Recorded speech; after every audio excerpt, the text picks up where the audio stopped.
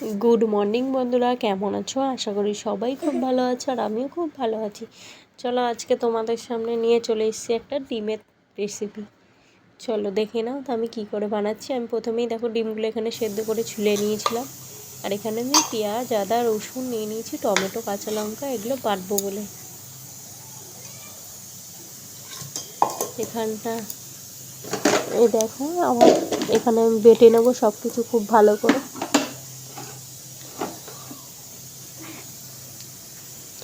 দেখো বাটা আমার কমপ্লিট, খুব ভালো করে আমি বেটে নিয়েছি। আর এখানে কিন্তু আমার কড়াইতে তেল দিয়েছি, তেল কিন্তু আমার গরম হয়ে গেছে। এবার কিন্তু আমি যে ডিমগুলো খোসা ছাড়িয়ে রেখেছিলাম ওগুলো কিন্তু আমি একে একে করে ভেজে নেব। একটু হলুদ দিয়ে দিলাম, নাহলে কিন্তু খুব গায়ে ছেটে, তাই জন্য তোমরাও একটু তেলে এক চিটা হলুদ দিয়ে নেবে, দেখবে আর গায়ে ছিটবে না ডিম।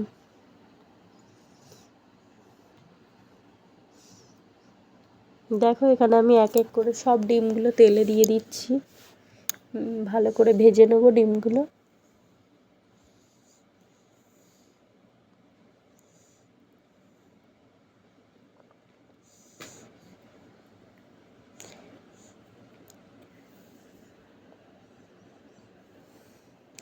কয়েকবার উল্টে পাল্টে ভালো করে একটু ভেজে নেব ডিমগুলো।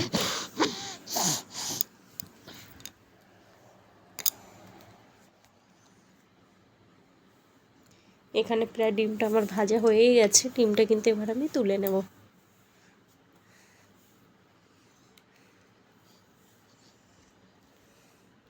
ডিমগুলো কিন্তু একটু চিড়ে নিয়েছিলাম মাঝখান থেকে, যাতে একটু ওর ভেতর মশলা ঢোকে, তাহলে কি খেতে ভালো লাগবে।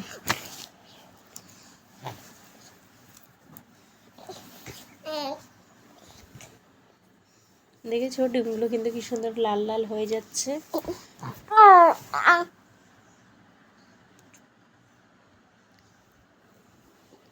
এখানে কিন্তু আমার ডিমটা ভাজা হয়ে গেছে। এবার যে আমি পেঁয়াজটা কেটে রেখেছিলাম ওটা কিন্তু আমি তেলে দিয়ে দিচ্ছি। পেঁয়াজগুলো ভালো করে লাল লাল করে ভেজে নেব।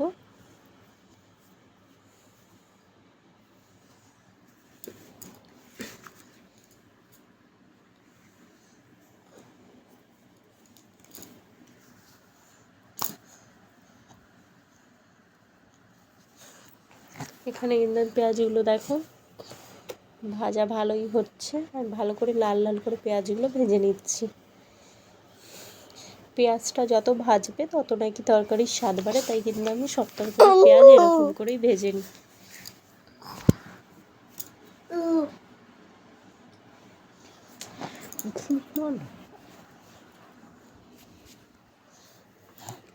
এখানে দেখো প্রায় আমার পেঁয়াজগুলো ভাজা প্রায় হয়েই এসছে।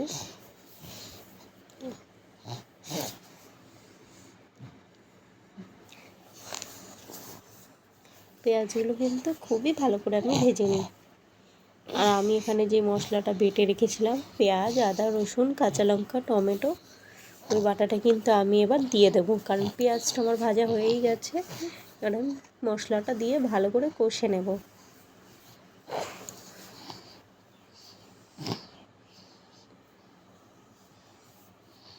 মশলাটা কিন্তু আমি দিয়ে দিয়েছি তেলে। এবার ততক্ষণ কষাবো যতক্ষণ না মশলা থেকে আমার তেল বেরিয়ে আসে, আমি ততক্ষণ মশলা কষাবো এখানে। আর এখানে কিন্তু আমি একে একে সব অ্যাড করে নেব। এখানে আমি হলুদ গুঁড়োটা দিয়ে দিলাম,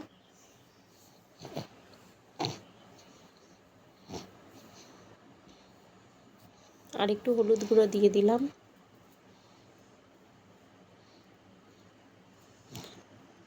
এবার আমি লবণটা দিয়ে দেবো, লবণটা স্বাদ মতো লবণ দিয়ে দিলাম।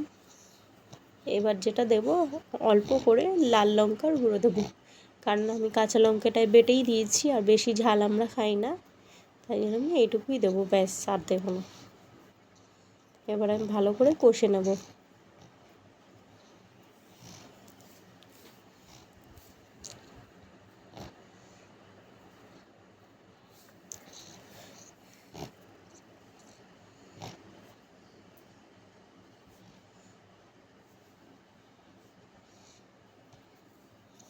দেখতেই পাচ্ছ সব মিশ্রণগুলো কিন্তু খুব ভালো করে মিশে গেছে, আর পেঁয়াজগুলোও কিন্তু এত সুন্দর ভাজা হয়েছে, পুরো গলে গেছে।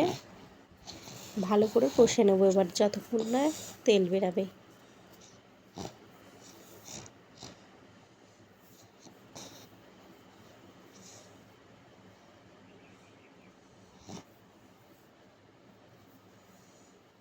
তো আমি কিন্তু এইভাবেই ডিমটা রান্না করি।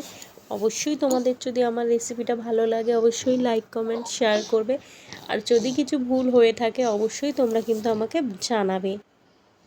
কে কেমনভাবে বানাও অবশ্যই বলবে, আমি সবারটা ট্রাই করব। আমি এরকম করে বানাই তাই আমার রেসিপিটা আমি তোমাদের সাথে শেয়ার করলাম। কিন্তু কে কীভাবে বানাও অবশ্যই শেয়ার করো, আর ভিডিওটা কিন্তু গোটা ভিডিওটাই দেখো, নালে কিন্তু আমরা একটু ওয়াচ টাইম কিন্তু ভিডিও থেকে পাই না, ঠিক আছে? একটুখানি দেখে কিন্তু আমরা কি করি, সবার ভিডিওটা একটুখানি দেখেই সরে যাই, স্কিপ করে দেখে নিই। কিন্তু স্কিপ করে ভিডিও দেখলে কিন্তু ওয়াচ টাইম পাওয়া যায় না একদমই ভিডিওতে। তাই যেই ভিডিওটা দেখবে সম্পূর্ণ ভিডিওটা দেখবে, অবশ্যই একটা লাইক কমেন্ট করবে, আমি যাতে তোমার অ্যাকাউন্টে গিয়ে তোমার ভিডিও ফুল ভিডিও দেখে লাইক কমেন্ট করে আসতে পারি। তো দেখো আমার এখানে মশলাটা কষানো প্রায় হয়েই গেছে। এবার কিন্তু আমি একটু নেড়ে চেড়ে জল দিয়ে দেবো এর মধ্যে, একটু মাখা মাখা ঝোল বানাবো তাই জন্য।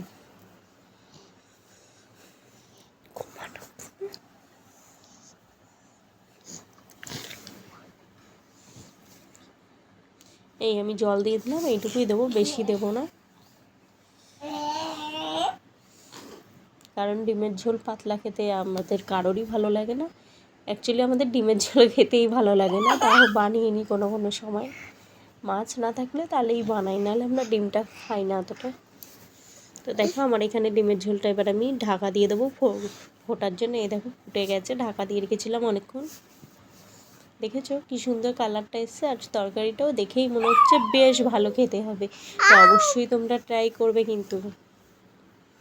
আর এর মধ্যে আমি দিয়ে দিলাম একটু গরম মশলা। তো চলো টাটা বাই বাই, আবার দেখা হবে নতুন একটা ভিডিওর সাথে। আর যারা যারা নতুন আছো অবশ্যই চ্যানেলটা সাবস্ক্রাইব করবে। Tata bye bye.